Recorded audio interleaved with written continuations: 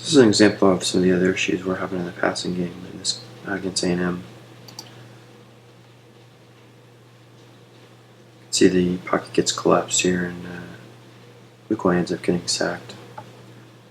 But the problem with this play is, a little bit more subtle than that actually. Protection is not great here. We give up way too much ground up the middle.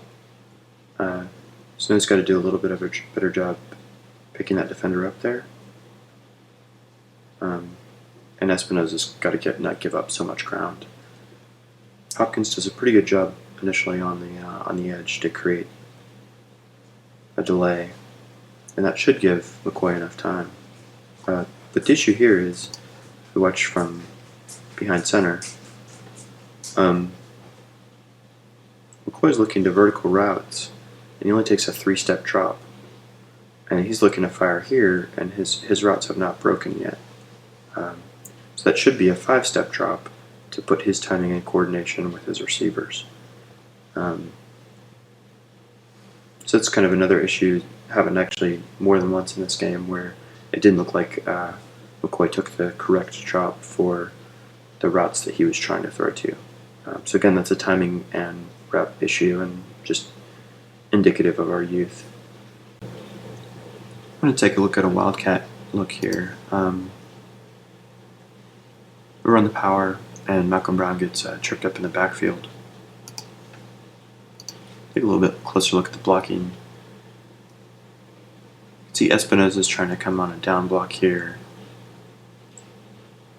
against a 4 technique, and he just gets physically beat. And that's why the play gets choked up in the backfield. But there are some kind of important trends to notice here. First, despite the fact that we get physically beat on the left side of the line, Espinosa and Cochran actually did a great job on the left side in terms of getting to their assignments. Espinosa just didn't win that assignment. If you watch what Cochran does on the hinge block here, he takes that space away really well and then hinges out to take away the linebacker. That's great footwork by Cochran. Then you can see the defense on the second level commits really hard to the power play.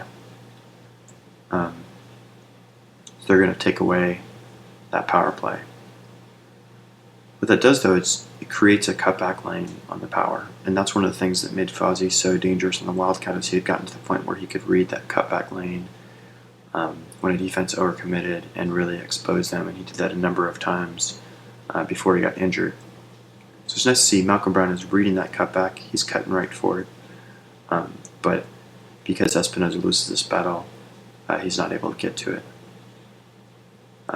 But we, sort of desperately need him to step up in the last few games of the year and give us something from the Wildcat. We're not going to get what we had from Fozzie, but if we can get anything close to it, that would make a huge difference. I think Malcolm Brown and the Wildcat is going to play an important role in the Baylor game. So we'll end on one of the few bright spots for the offense from this game. We're unbalanced, and we run power here. Malcolm Brown takes it to the goal line. Let's go back and look at this alignment. We've seen this a number of times from our offense this year. We're aligning unbalanced to the weak side of the field. That creates somewhat of a dilemma for the defense. Do you respect the space on the wide side of the field, or do you respect the numbers to the short side of the field? So if you look at our blocking across the line here, that allows us to get 2 double teams on the defensive line. Cody Johnson gets a kick-out block here. Malcolm Brown follows Snow through the hole. And then does a great job of finishing here on the end of the play. Really like the Snow following this play all the way down to the end zone too. It's great effort from him.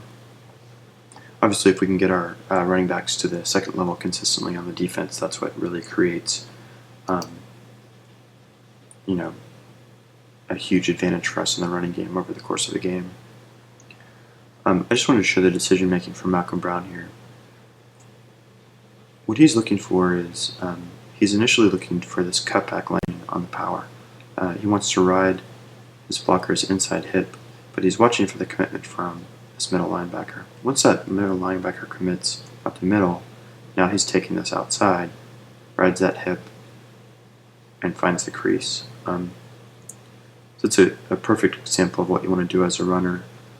By pressuring the inside, initially you force the linebackers to commit, and then once they commit, that gives you an option to either cut that run back or to take it to the outside. It also allows your blockers a better chance to win their matchups when you ride inside, because by suckering the linebackers in, it helps your blocks get to the second level.